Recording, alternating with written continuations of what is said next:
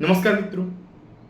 Astrology સ્ટેશનના મારા આજના આ વિડીયોમાં હું એસ્ટ્રોલોજર મેહુલ પટેલ આપ સર્વનું ખૂબ ખૂબ હાર્દિક સ્વાગત કરું છું. એસ્ટ્રોલોજી સ્ટેશનના મારા આજના આ વિડીયોમાં આપણે વાત કરી રહ્યા છીએ મેષ જન્મ લગ્નની જન્મ કુંડલીમાં ચતુર્થ ભાવમાં જો બુધ હોય તો એનું કેવું યા તો શું ફળ મળે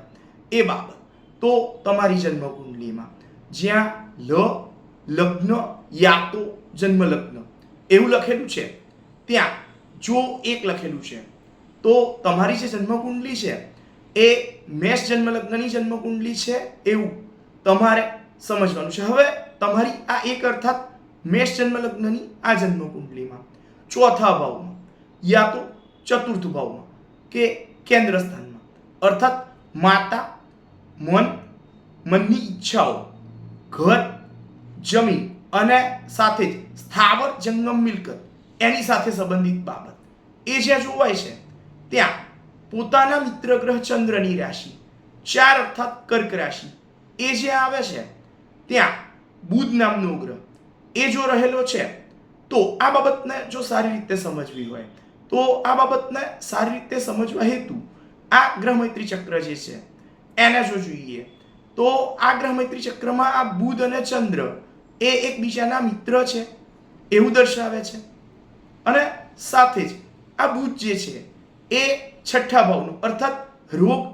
શત્રુ, ભય, પીડા, ચિંતા, વિટંબણા, ઉચાટ, લપ, ઉપાધિ અને સાથે જ કોર્ટ કચેરી એની સાથે સંબંધિત બાબત તથા સાથે જ મોસાળ પક્ષ અને મોસાળ પક્ષની વ્યક્તિઓથી મનમેળ યા મનમોટાવ એની સાથે સંબંધિત બાબત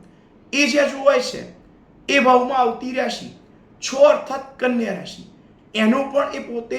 સ્વામી થતો હોવાના કારણે પોતે દોષપૂર્ણ બને છે અને એના કારણે જ એ તમને તમારી માતાથી મનમેળ અને સાથે જ એનાથી પ્રાપ્ત થનાર લાગણી યા મમતા એના જેવી બાબતના સુખ સંબંધિત બાબતમાં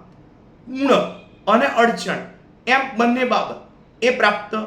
કરાવશે. સાથે જ જમીન, મકાન અને એના જેવી અન્ય સ્થાવર જંગમ મિલકત સંબંધિત બાબતના વિષયમાં પણ ઉણપયુક્ત સુખ એનું બળ એ તમને પ્રાપ્ત કરાવશે તથા સાથે જ તમારા શત્રુઓ તરફથી તમને અડચણ અને અશાંતિ એમ બંને બાબત પ્રાપ્ત થવા છતાં એમના પર પકડ કે પ્રભાવ એવી બાબત એ પણ તમને પ્રાપ્ત કરાવશે. તમારા ભાઈઓ બહેનો સાથેના સંબંધો બાબતની જો વાત કરીએ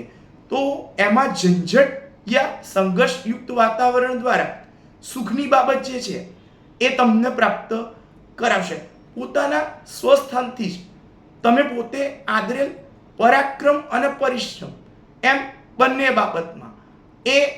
તમને સફળતા અપાવશે. આ બુધ જે છે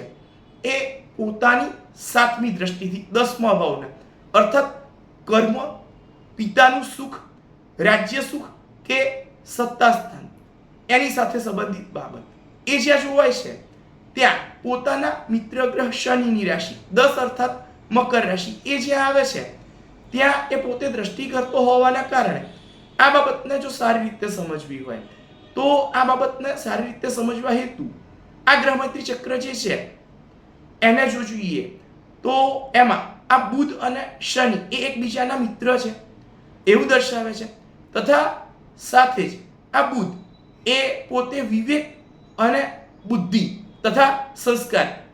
એના સાથે સંબંધિત બાબતનો કારક ગ્રહ હોવાના કારણે વિવેક શક્તિ અને પરિશ્રમના યોગ દ્વારા તમારા પિતાથી પ્રાપ્ત સુખ, આજીવિકા ક્ષેત્રે વ્યાપાર એના જેવી બાબત અને રાજ સમાજમાં સારી એવી સફળતા એમ ત્રણેય બાબત એ તમને પ્રાપ્ત કરાવશે. આવું ભૃગુ સંહિતા નામના એમના ગ્રંથમાં ભૃગુ ઋષિએ વર્ણન કરેલું છે. તો મિત્રો આટલો હતો મારો આજનો આ વિડીયો તમને કેવો લાગ્યો એ મને અવશ્યથી જ લખી અને જણાવજો તથા સાથે જ મારા આવા જ અન્ય માહિતીસભર વિડીયોને જોવા માટે મારી આ ચેનલને સબસ્ક્રાઇબ અવશ્યથી જ કરજો તથા વધુમાં વધુ સબસ્ક્રાઇબ પણ અવશ્યથી જ કરાવજો. નમસ્કાર.